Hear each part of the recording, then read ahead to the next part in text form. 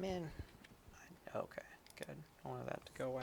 Okay, so determining causality. This is probably one of the places in research where we can be the most creative, I think. So a couple of things I'm going to talk about, like in here today, like is alcohol good for you? Like what actually decreases like crime rates and things, because we can think about like here's the one with like decrease in crime. Like it's gonna come up on like the next slide or so, and like I'll post this slide set because y'all don't have this yet. Um, uh, what do y'all think might decrease crime? Anybody? Just in general. Yeah, just in general, right? What's up, Ari? The crime, well, the Super Bowl decreases crime? Yeah, like crime rates could like fill that area for the day. Yeah, right. Man, like, okay, yeah, all right, so cool. Yeah, I'm cool with that, Ari. But yeah, education. That might be able to decrease crime. Like more cops being on a certain block, maybe that could decrease crime, right? Like maybe more people having guns in a society, maybe that could decrease crime. What do y'all think? Maybe? Yeah, well, right. I mean, like, there's certain places in Texas where there's a lot of crime and a lot of guns, so like it's hard to figure that type of stuff out. I'm going to be talking about that stuff just a little bit. So first thing, like causality, what this is, right? So it's the relationship between cause and effect. I think all of us understand that. The biggest thing that people always tell us to know is correlation, meaning two things go together, is not causation. And now that's true, but we actually need correlation in order to have causation. So if we use some philosophical terminology, if you ever want to talk like this, you might sound like intelligent and things. Correlation is necessary but not sufficient for causation. Does that make sense? So like we have to have a correlation between two variables for one variable to cause the other one, but that's not enough. That's more or less what that means. And I don't know. I painstakingly went through and found this like comic right here. So like please look at it and appreciate it, because I think it's a hilarious comic. So it's a nonlinear pattern with outliers, but for some reason I'm happy with the data. And like see, it's a smiley face. Anybody? No? Okay, so like in your projects, you're gonna have to like be making graphs and stuff. So like hopefully we get a graph like that. And caffeine causality loop, all that type of stuff. Okay, so one of the first interesting findings, there's a really interesting book called Freakonomics. Has anyone ever read this book? Right, like have you actually read this book or you've just heard of it? Right, so like one of the craziest things in there's this economist from the University of Chicago, like his name's Stephen Levitt. He had this radical idea. So if we look at stuff like right here, there is a precipitous drop in violent crime, and like look at these years. Like everyone see these years, right? So like 89, 91, 93, 95, like this crime going down right here. And this is well before most of you were born, I think, like whenever the crime like peaked and started dropping. In particular, this was a really big deal in New York City. So has anyone been to New York City? Right, so there's virtually no crime there now, but like back in like the early 90s or 80s, there was a bunch of crime. Like that's where mob bosses were. It was actually a pretty cool place to be. Like now, it's I don't know, huh? Well, right, yeah. I mean, certainly there were some aspects of that, but like who was selling it to them, right? Well, I mean, mob people and organized crime and things, but yeah. So whatever. Like, so what is causing this drop? If anybody knows who Rudy Giuliani is, he was the grand leader of New York City at that time, huh? Yeah, grand leader, whatever he was, that's what he was doing. So like he had a lot of stuff where he put more cops out, like on the streets, to try to like decrease crime, like try to like fix it up and all of that type of stuff. Like y'all understand, he passed a lot of laws and a lot of crazy stuff. But Stephen Levitt, an economist from University of Chicago, he figured out something that was kind of crazy. Like, does everybody know what, like, I don't know, abortion is? Right? So, like, Roe versus Wade, do you know what year that happened? It was sometime in the early 70s. So, if you do the math, that happened, like, abortion, all that got passed in the early 70s. And, like, I'm not making any comment if it's good or bad or whatever. But right here, this drop in crime, that's exactly 18 years after abortion got legalized. So, in terms of determining causality, unless someone was super creative and was like, hey, you know what? Maybe there's a relationship between, like, people having abortions and, like, violent crime going down. Right? So, like, would any of you ever thought of that? I wouldn't have thought of that until I read that book. And he actually went one step further. And he looked at states that have, like, low amounts of abortion versus high amounts of abortion. And states that have higher amounts of abortion, guess what? Their crime drops more drastically than states that have lower amounts of abortion. So, like, in terms of determining causality, like, it seems like this one thing is clearly driving this other one, right? Like, isn't that kind of bizarre to all of you? Right? Yeah, like, I mean, like, this is freaky to me. Because, well, like, who would have ever thought that, like, passing some law, like freedom of choice, that type of stuff, would actually improve, you know, like, murder and death rates and stuff like that? Crazy? Crazy to anybody? Like, here's another one. Here's a, like something that's, like, a little bit strange. This right here, I want you to know what this is called. It's called a J-shaped curve. So alcohol, J-shaped curve. Well, like, men and women, like, it's kind of hard to tell, like, what the difference is there. So the idea of a J-shaped curve is that a little bit of something is protective, but then, like, none of something isn't protective at all. A little bit of something is somewhat protective, and then as we go up, it's like we get a little bit more, like, negative outcomes. So this in particular is like risk of mortality and death. So all of us have heard, right, that, like, a glass of wine every night or a little bit of alcohol is healthy and is good for you, right? All of us have heard this. So this J-shaped curve, like, we've known this since 1998, like, probably before that. Now, what if I was to tell you that maybe that's nonsense?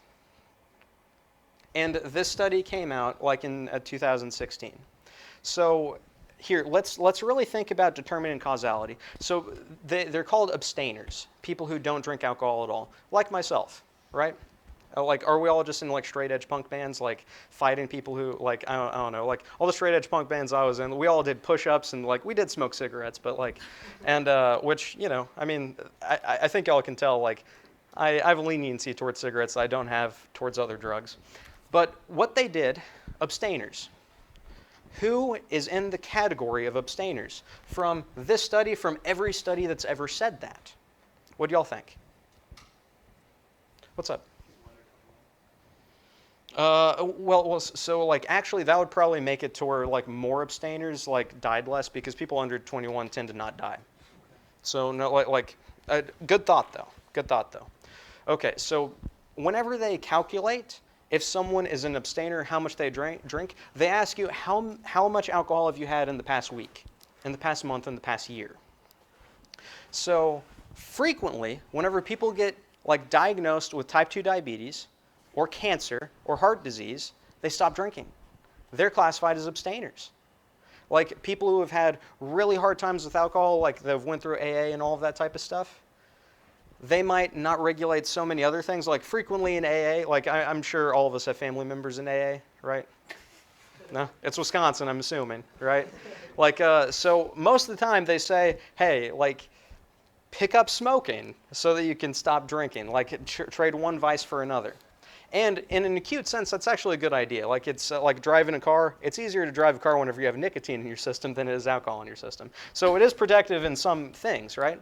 But those are the people that are calculated as abstainers, right? Are y'all, like, picking up what I'm putting down? Like, if we control for everything that we probably should control for, like, make sure that we're not looking at people with diseases. So, like, what I'm looking at, people who don't drink at all, they die at a higher rate than people that have at least one alcoholic beverage a week or a day or whatever, right? You'll understand this, yeah? So I'm essentially debunking this J-shaped curve idea because they're not controlling for enough confounding variables. Is everyone good with this? Does that make sense? Right? Okay. So like all of those people, they've got cancer, they used to be hardcore drinkers, like all sorts of bad stuff that could happen. And this study right here, what it found is after adjustment for abstainer biases and quality-related study characteristics, no significant reduction in mortality risk was observed for low-volume drinkers. So that right there, next time someone says to you, or you say it to your friends because, like, I don't know, you want to. This actually goes into, like, our next lecture of motivated reasoning. We kind of see what we want to see in most cases. That, yeah, like, but one glass of red wine is good for me because antioxidants or whatever the hell, right? Red wine doesn't even have that many antioxidants in it, right? So, like, I might show you some with that a little bit more. So, right now, does anybody believe that there's any protective benefit of drinking any amount of alcohol? Yeah.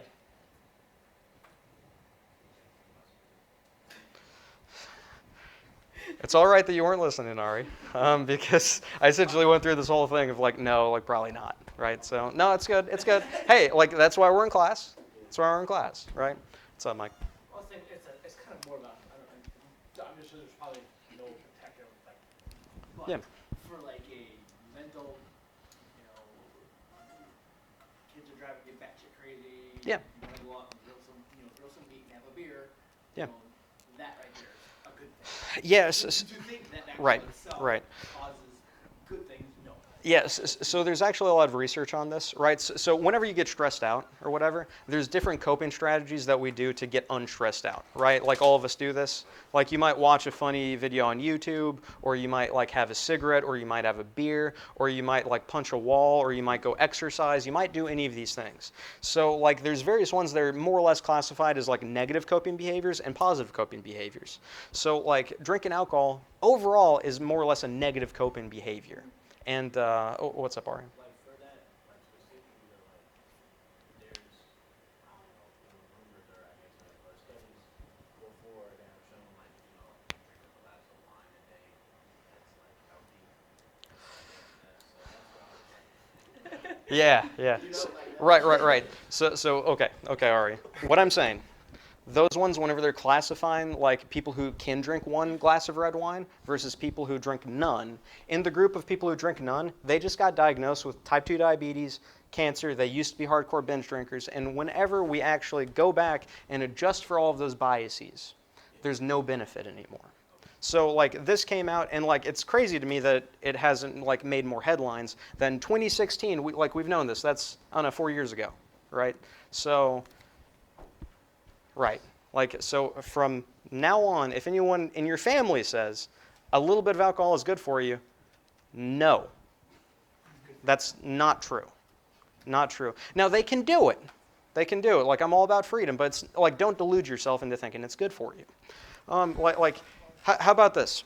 BMI and diet. This is frequently talked about. And I think it's important for us to know this relationship. Like we've all heard of vegans, right? Like they exist, right? It's like it's not just in California.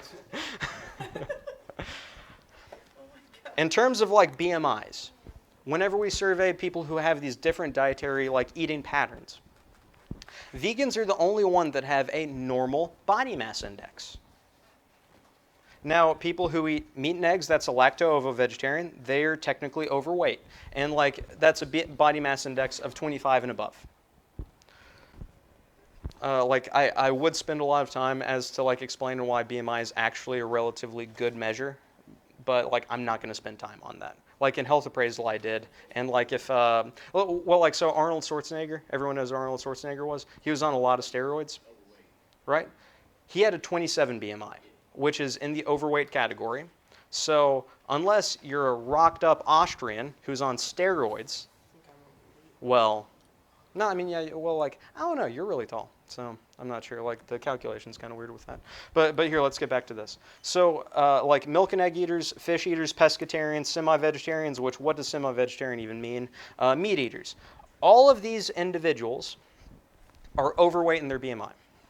Now, whenever they actually measure how many calories these people are consuming, so first off, does anybody think that the diet type that they're having is actually causing them to weigh less? Right, Nick? Yeah, that's what we should think. Right, we totally should. What's up, Ryan? Don't like vegans typically work out more too? Yeah, no, like they do, but like I'm going to show you like another confounding thing, right? So for determining causality in here, we're trying to think like, does what you eat have an impact on how much you weigh? Yeah, possibly. Right. No, like it totally does. Like what you eat, yeah, for sure. But what about quantity of what you eat? So like this study right here, like I'm just going to compare omnivores versus vegans in this case. So on average, this is like male and female vegans, 2,300 calories per day that they're consuming. It's really not that much. Like normally whatever amount of calories you think you're eating, add 1,000 to it, and it's probably closer to being right. Like that's actually what the research shows. So 2,300. All right, omnivores eating close to 3,000 calories every day. So omnivores, that's what everyone else, like what people typically, if you don't restrict yourself in any type of way. So maybe it's what you eat, or maybe it's the quantity of food that you eat. Right? So whenever there's studies about like vegans or vegetarians or whatever being healthier in whatever scenario, they don't control for calorie intake. Like people who eat just anything eat more calories. That is 600 more calories every single day. Right? So 600 more calories every day? Like does anyone know how many calories are in a pound of fat? 35. Yeah, 3,500, 3,500. So typically the recommendation is if you have a 500 calorie deficit on any given day, you do that for a week, 1 pound of fat down. So what's happening here is vegan to omnivore, people who just eat whatever, they're eating 600 extra calories every day. So just by being an omnivore, you'll gain an extra pound of fat per week, right? I mean, that's how the math works, but like it ends up not really being like that. But does anybody think that like maybe now this body mass index and diet is more related to how many calories that they're eating, not so much the type of diet that they're eating? What's up, Ari? Yeah, thank you. Awesome, cool. Now, like there's been numerous studies where people like lose a bunch of weight on like a Twinkie diet, like where they essentially only eat Twinkies and like a protein shake every day.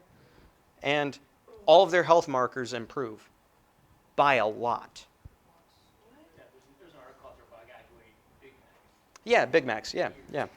Yeah. Well, so yeah, like everyone's seen Super Size Me on Hulu or like Amazon Prime or whatever. There's another one called Fathead.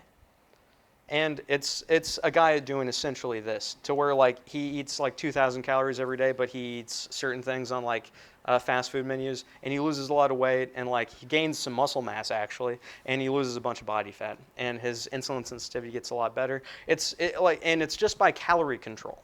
So overall, like that's really what seems to be happening here, right? Are y'all good with that? Okay, cool. Birth month in sports. So something kind of interesting here.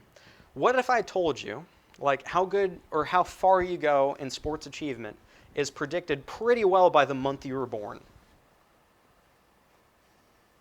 You don't believe this? So like check this out. This is like college athletes. So top one, female students.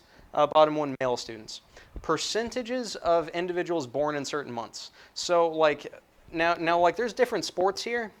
But like, what is this? Like tennis and what's that weird color? Ice hockey.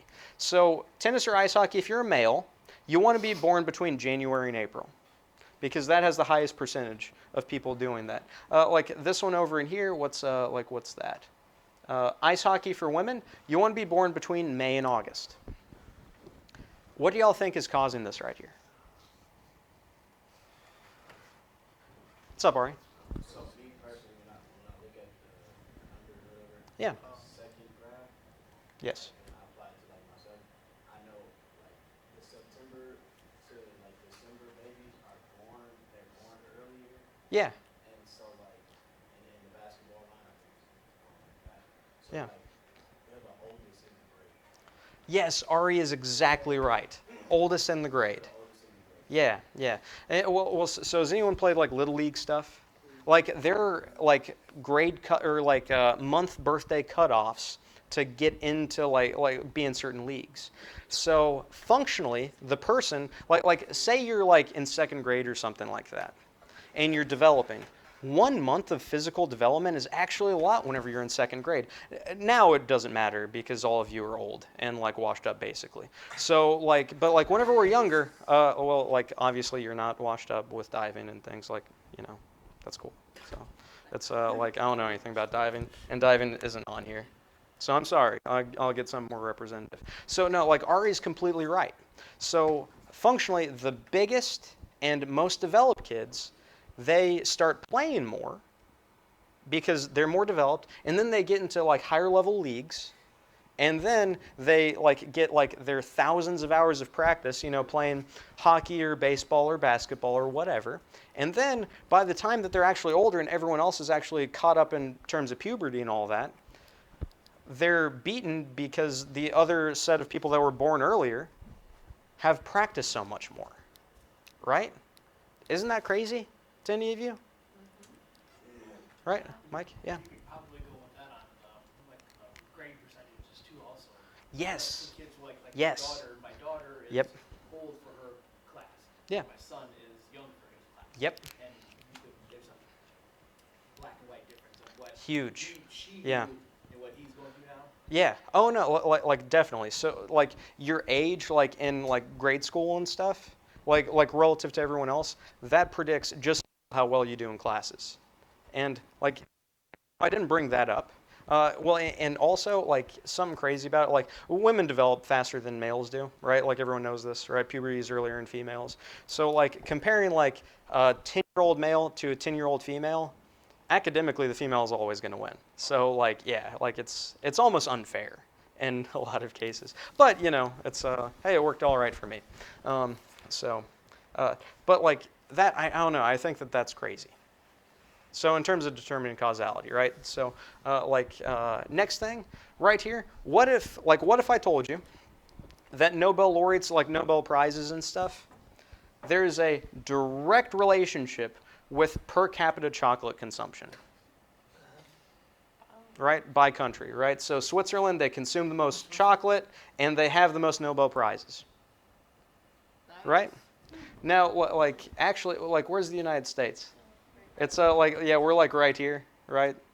So like apparently like we need to consume more chocolate, right? Right? Hmm?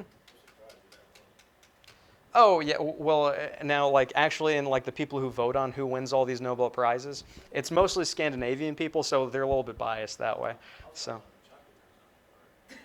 Oh well, yes, yes. So no, like we're going to talk about that a little bit more. So like, what is it about chocolate consumption that like makes it to where like people are better like academically and all that type of stuff? What do y'all think? Caffeine, it's fairly low in caffeine. Like what about this? Antioxidant activity.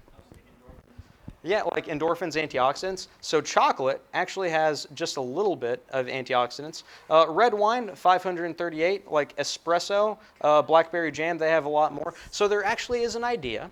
Did you say blackberry jam? Yeah, like it says that. Yeah. Yeah, blackberry jam. Like, do you like blackberry jam? No, I've just never heard of it before, so I was like, Oh no, it totally exists. Yeah. Yeah. No, we could talk about fig jam. We could talk about garlic. I mean, You know, I've heard of garlic before. Yeah. Fig jam. I've never heard of that. Like, I just It's- figured out that there's it's kinda something weird. with raspberry jam, so. Oh yeah, yeah, yeah. No, No, I just it's found out, yeah, like orange marmalade, apricot jam. I don't know. There's Say yeah, apricot. Yeah. apricot? Oh, like we say words different where I'm from. So like yeah, Yeah, y'all Like- are. no, like hey, like I have nothing to say about that. Yes, you do. I do, but I'm going to keep it all in. So here, because right now I'm recording. So like chocolate, it does have some antioxidants, and antioxidants are good for your brain. So maybe these Swiss people are getting so many more antioxidants in their brain that their neurons are healthier and like live longer so they can think better. Does anybody think this? No, maybe it's that they live in an affluent area that like can afford to ship and buy a bunch of chocolate, which does anybody think chocolate is necessary for life? Yes.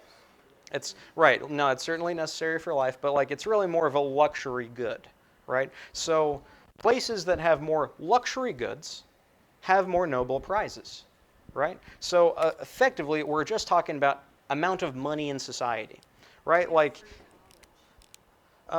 yeah, but like I don't know. See?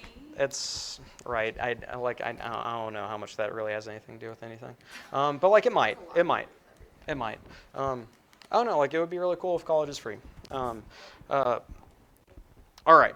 So here, if you're taking notes, this is what I want you to write down: the Bradford Hill criteria of causality. So there's 9 or so things that need to be met to determine if something causes something. So strength. Right here, there can be, this is effectively correlations. I mean, temporality is correlations too. But small associations can be causal, but larger associations are more likely to be causal. So like that one with chocolate, for example. They consume a lot more chocolate, and they get a lot more Nobel Prizes. So that's a pretty strong relationship right there. So like large associations, they might not be causal, but they can be. That's one of the criteria. Next one, consistency or reproducibility. So we need to see one thing and then another thing over and over again. So like we need consistent findings, different people, like different labs researching the same thing and coming up with the same results. So effectively, this is just one of the things that makes something scientific, going back to what we were talking about. Specificity, another one. Like the cause is specific and only interacts with a specific set of things yielding the effect. So more or less what that means is like that chocolate consumption. If we give a society more chocolate consumption and then they only get more Nobel Prizes, that would be specificity rather than like a bunch of like tangentially things being related. Temporality. The effect has to occur after the cause. That's what that means.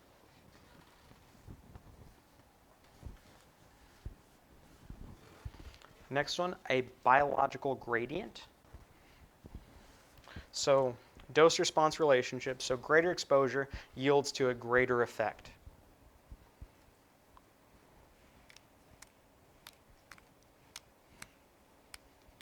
So we give a society a little bit of chocolate, we get a couple of Nobel Prizes. We give it a lot of chocolate,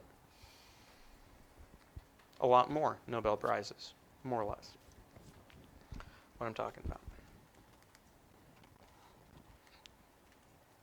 Are y'all good with that? Okay, going back.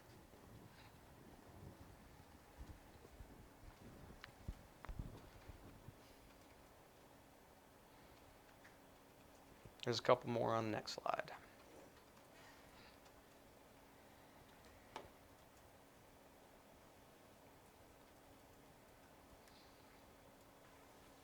Okay, are we good with this?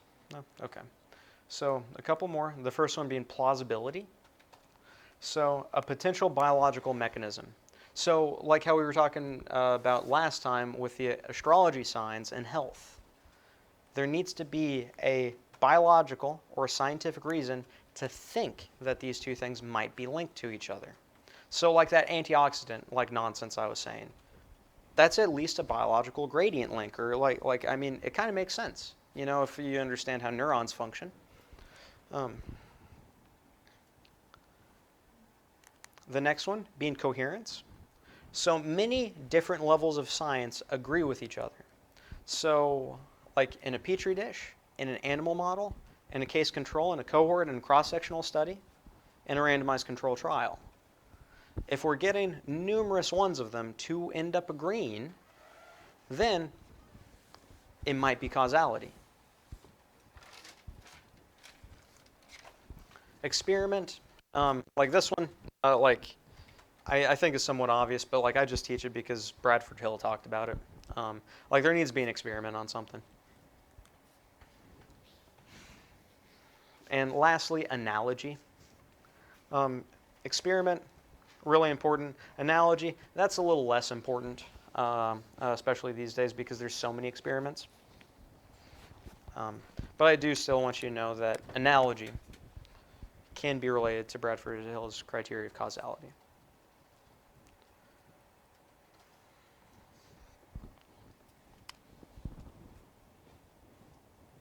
How are we on this? Moving on?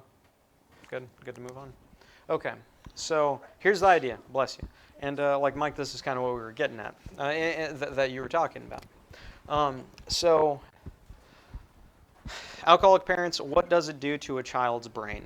So here, there's numerous articles drawing the direction of causality that like, if a parent is an alcoholic, that means that the child is more likely to have ADD, ADHD, behavioral problems, all that type of stuff, right? So that like was really is the prevailing wisdom right now.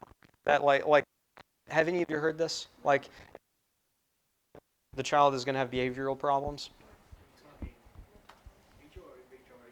During pregnancy or after? Oh, after. Oh, yeah. No, I mean, fetal alcohol syndrome is certainly a huge problem. But like, well, I don't know how big of a problem it is anymore. Like it used to be a big problem. Like I'd have to look up the data on that type of stuff.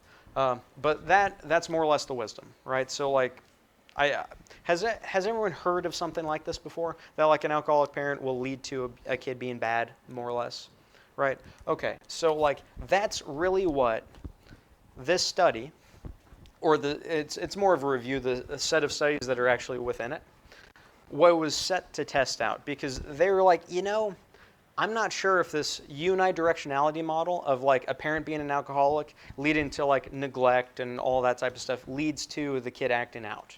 They think that it might be a little bit more circular and come back to like maybe the kid's bad. Well, kind of like what you were saying. Like if a kid is acting just like terrible, then like maybe you need to drink a little bit more in order to like handle it and deal with it. So they tested this in like a couple of different types of studies. So like that's really what I was going to talk about. So the introduction to it is like if you have an ADHD kid, they don't listen to their parents. This increases stress in the parents, and then parents drink to decrease stress.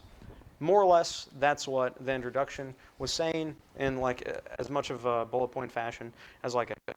So the study, like really this is a review, but like they had, what is it? Like numerous studies that had the same methodology, so that's kind of what I'm going to go over with you. So children are a major source of stress. So like, I mean, like, can you agree with that, Mike? Yeah, totally, right. It's like children with ADHD may stress out parents more than kids who don't have ADHD. So they disregard requests and commands. They have negative encounters with teachers. So parent-teacher conferences are like pretty bad, like in a lot of cases. That's just all sorts of stuff that they're saying. So maybe parents cope with a negative coping behavior of drinking. So most research is focused on the effects of parental drinking on the children, not the other way around. So this is kind of the model, and notice that there is no beginning to this. So like child behavior problems, parental stress, parental drinking, maladaptive parenting, parental negative affect, so on and so forth. So like if a parent is stressed, they will have a negative affect, which just means they're in a bad mood, more or less. Then maladaptive parenting skills like yelling, like hitting, whipping them, whatever. Like going outside and getting a switch. Yeah, right. Yeah, no, that's like how many of y'all were hit by your parents? Most of you, or like a couple of ones of you? Yeah. Yeah, right. It's like I'm curious if that's good or not, because like I resent my parents for a lot, but never hitting me. I always deserved it. Um, but and I still do probably. So like here's a quote from the paper, just like going forward a little bit. So in order to determine the direction of effect and the documented associations between child behavior problems and parental drinking problems, the studies were conducted as experimental laboratory-like analogs rather than as correlational studies in the natural environment. So all of the parents that were involved, like all the participants, I mean, were parents and also social drinkers. So they didn't look at anybody who abstained because, like, obviously their risk of death would go up, right? Okay. Thank you for laughing, right? I thought that was hilarious. I thought of that in this moment. So here we go. Like, parents had a baseline interaction with the child. So these children were paid actors who were instructed to either act, like a normal child, or to act like they have like behavioral problems, right? So first off, there's a problem with the study. What's up, Eric? So there were parents that like went into the study and they had to parent random children. Yes. Yeah. Yes. So that's already a problem, right? Like parenting like someone else's kids, that's kind of rough. But like all of them were parents, so they kind of know the song and dance of like being a parent in like many ways, right? So it's so like certainly that's a problem. I don't know how huge of a problem that is, but the children were paid actors, so they didn't really have ADD. So then between interactions with them, the parents could consume as much of an alcoholic beverage as they wanted. This is frequently called ad libitum. So as much as you want. Then they had a second interaction, knowing that they were going to deal with that same child, right? So if they know they're going to have to deal with that same child and they had a negative interaction, the idea is, right, that they're going to consume more alcohol to deal with it, right? Because like I'm sure most of you drink before you come to my class because like it's, lame and hard, and I get it. So y'all are much like the parents, and I guess I'm like an ADHD child.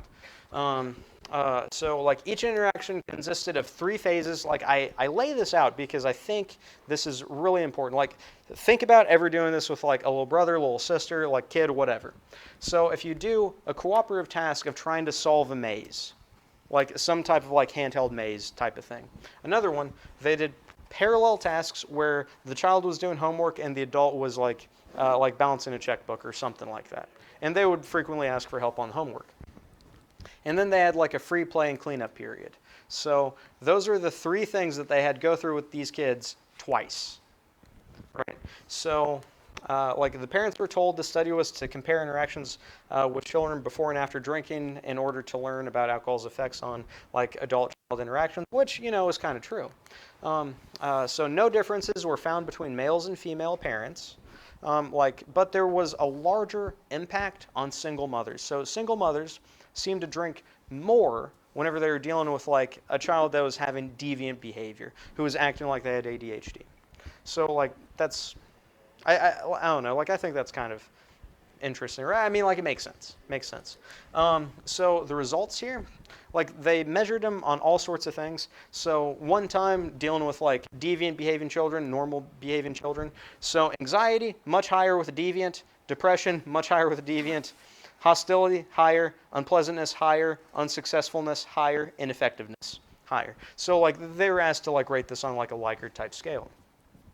So right here, I think like the kids got their point through that like, hey, if they were told to act bad, the kids being paid actors, they actually did act really bad. What's up, Eric? Did they record how much alcohol certain parents Yes. Yeah, like prior to?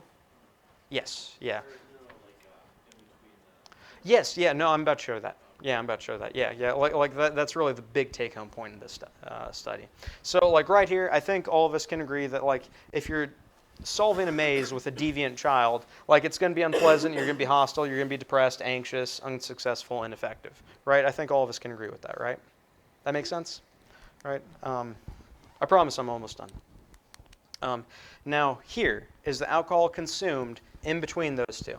So right here, alcohol consumed by parents, and this is just all of them together. So like, Eric, this is where it is. So deviant children, non-deviant children. So it was certainly more, but it's milliliters per kilogram body weight.